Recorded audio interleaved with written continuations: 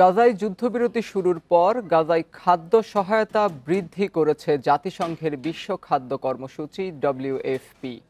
উপত্যকাটির দক্ষিণাঞ্চল থেকে উত্তরাঞ্চলে ফেরা কয়েক লাখ বাস্তুচ্যুতদের জন্য খাদ্য সহায়তার পরিমাণ বাড়ানো হয়েছে। সংস্থাটি বলছে, এখনও মানবিক সংকট কাটেনি গাজায়, রয়েছে পর্যাপ্ত খাদ্যের সংকটও। এটি ইসরায়েলি বর্বরতার চিত্র। যতদূর চোখ যায় শুধুই ধ্বংসস্তূপ। বিমান ও ড্রোন হামলায় গাজার বহুতল ভবনগুলো গুঁড়িয়ে দিয়েছে আইডিএফ। যুদ্ধবিরতি প্রক্রিয়া শুরুর পর আশ্রয় শিবির থেকে বাড়ি ফিরতে শুরু করেছে বাস্তুচ্যুত ফিলিস্তিনিরা। উপত্যকাটিতে ইসরায়েলি বাহিনীর অভিযান কিছুটা শিথিল হওয়ায় সেখানে খাদ্য সহায়তার পরিমাণ বাড়িয়েছে বিশ্ব খাদ্য কর্মসূচি। শিশু ও প্রাপ্তবয়স্কদের জন্য পুষ্টি সমৃদ্ধ খাবারের যোগান দিচ্ছে সংস্থাটি। এতদিন এ সকল খাবার গাজায় প্রবেশ করতে দিত না ইসরায়েল। 4-5 দিনের মধ্যে গাজার দক্ষিণাঞ্চল থেকে কয়েক লাখ মানুষ উত্তরে ফিরেছে। গাজা উপত্যকায় বৃষ্টি অস্থায়ী বেকারি তৈরি করেছে।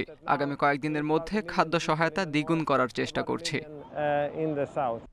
ডব্লিউএফপির এমন উদ্যোগে খুশি গাজার বাসিন্দারা। সংস্থাটি বলছে, যুদ্ধের সময় অবরুদ্ধ অঞ্চলটিতে খাদ্য সহায়তা পৌঁছাতে বেশ বেগ পেতে হতো তাদের। ত্রাণ প্রবেশে নিষেধাজ্ঞা, লুটপাট সহ নানা প্রতিবন্ধকতায় পর্যাপ্ত খাদ্য সহায়তা পেত না গাজাবাসী। এখানে ধ্বংসস্তূপ অপসারণ ও অবকাঠামো পুনর্নির্মাণের প্রয়োজন। ক্ষতিগ্রস্ত বাসিন্দারা পরিস্থিতি স্বাভাবিক হবার আশা করছে, তবে সামনে কি হতে চলেছে তা নিয়ে চিন্তিত তারা।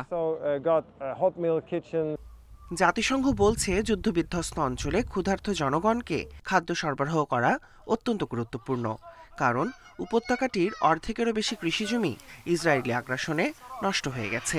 বেশিরভাগ অঞ্চলে কংক্রিটের স্তূপ জমেছে, যেখানে দ্রুতই চাষাবাদ শুরু করা সম্ভব হবে না বলছে বাসিন্দারা। Tahmid Abrar, independent news.